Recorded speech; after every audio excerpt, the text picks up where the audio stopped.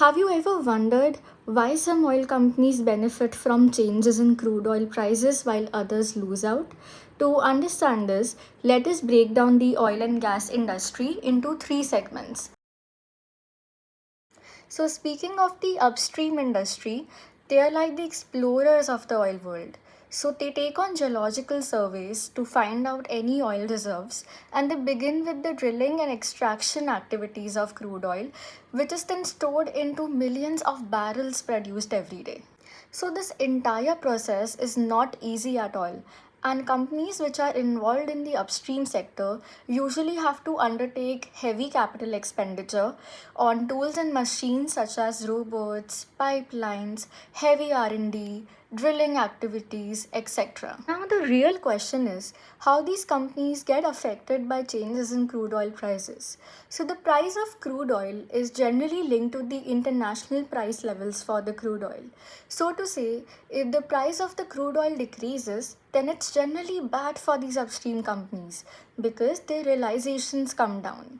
Basically, they will be getting less money for the crude oil sold to downstream companies, whereas their efforts and the cost to extract the crude oil remains the same, hence their margins will suffer.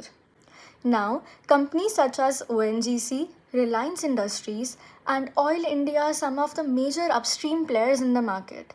Reliance, however, is involved into two segments. One is exploration and oil production, and second, it is also one of the largest players in oil refining and marketing activities, with its largest refinery in Jamnagar. Now, the second category is downstream companies. So, the job of these upstream companies ends at just producing the crude oil.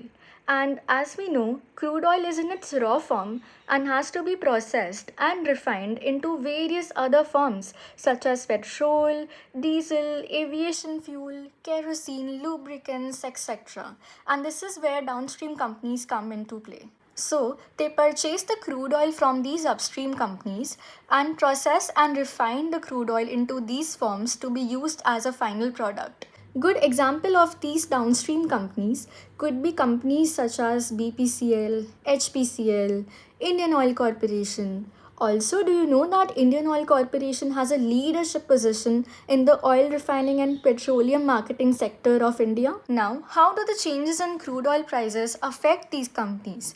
Generally, a fall in the crude oil price is a positive factor for these companies because now, hey, they get to purchase the crude oil at a much lower price from the upstream companies. So, for an example, companies that use crude oil as a raw material for their final products will be benefited from the fall in crude oil prices, such as Asian Paints. Now, midstream companies help with the transportation and storage of crude oil after they have been extracted by the upstream companies. So, you can think of them acting as an intermediary between the upstream companies and the downstream companies.